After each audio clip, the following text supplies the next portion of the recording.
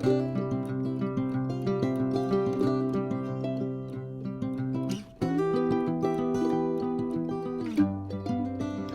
folks, Randy Henry here. It's been a long time since I posted, and I'm sorry about that.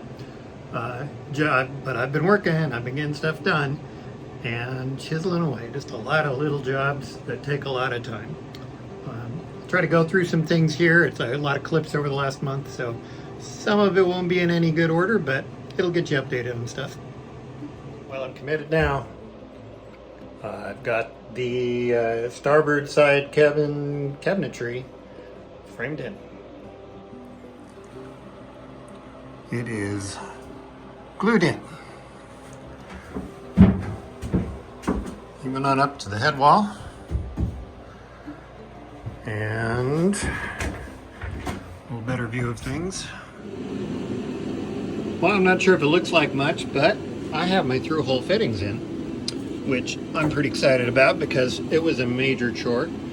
I had to lift the back end of the boat and double seal the holes like you're supposed to, and then get this stuff placed through with that black 5200 adhesive, and it was messy and painful and annoying, but it's done.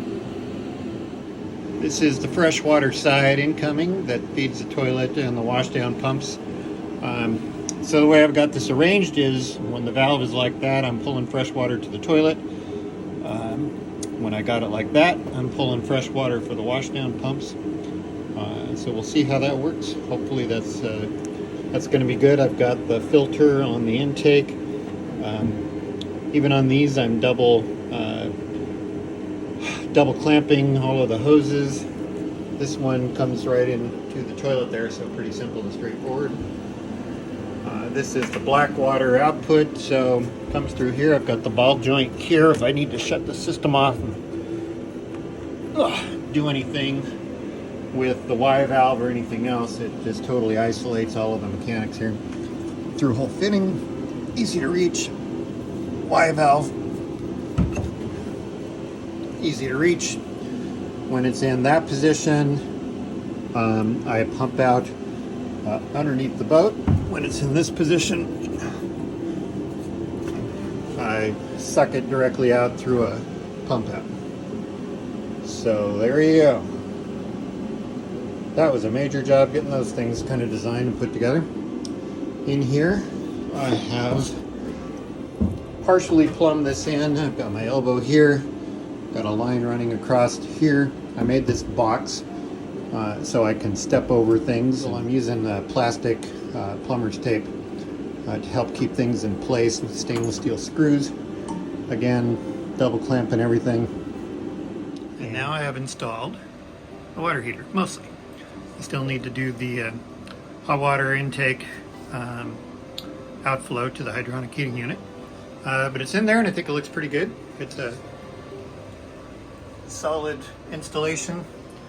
Everything is screwed down and tightened up. I still have a few more crimps to do on the hose, but I think it looks pretty good. And I followed back here to my shower. Voila. Shower head up there. And one of the big things I've been doing is working on the passenger side accoutrements, and kind of got things roughed in. These seats are going to need a little modification. They were new but unused off a boat somebody was restoring, so I thought I'd try them.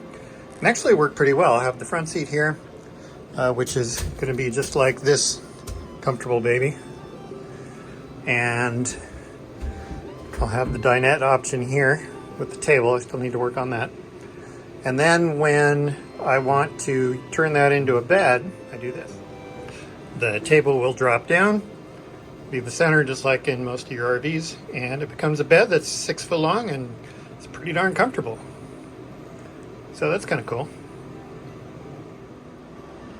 Underneath here I have actually brought some of the stuff down for installation to make sure I build the cabinets correctly around it. This is my refrigerator. It's kind of your basic old boat refrigerator. Got the water tank under there. I'm going to have a drawer on top of that. I will have a drawer for storage underneath this. I was gonna have the refrigerator over here under my driver's seat, but I was glad I figured out a way to get the fridge over here because that will become my battery box for the house batteries and the electronics. So that's gonna make life a lot easier in managing that stuff. One of the many things I have left to do is getting the hatches hinged and slotted so they can fasten down. A little bit of a look under the hatch here. This is my blower to keep the gas tank, the tank coffin or whatever we call it, free of fumes. I've got my accumulator here and a pump down there. That's for the house water system. Water system feeds water right up to here, comes up here. I've got a one-way valve there. I've got my on-off emergency shut-off there. This feeds the hot water heater, or this, yeah, feeds the hot water heater and the main line. This is the hot water that flows out. So that's in pretty good shape. Over here I got a little creative. I wanted a way to manage the gray water. So these are gray water tanks here. Okay. I've got two of them, one up there, one back here for 30 gallons. Kind of daisy chained together. Both are vented individually. But I wanted a way to store stuff here or to pump it overboard. So I had an extra pump that is now hidden up here. I've got a three-way valve here. I can turn it down, turn the pump on, and it'll pump overboard if I'm 3 miles out or in an area that allows it. Or I just shut that off and it will go to another suction valve so I can use a pump out to suck it out. So that's just some flexibility. I have the pump under here, a little hard to see, but that's the gray water pump. So yeah, got a lot going on under the deck here. I've got a lot of finish work to do. It's gonna take forever. But when those hinge down, they're nice and stout, 1/2-inch plywood glassed on both sides. This is another partial storage. It's got the gray water tank running up the middle with space on either side for some extra storage.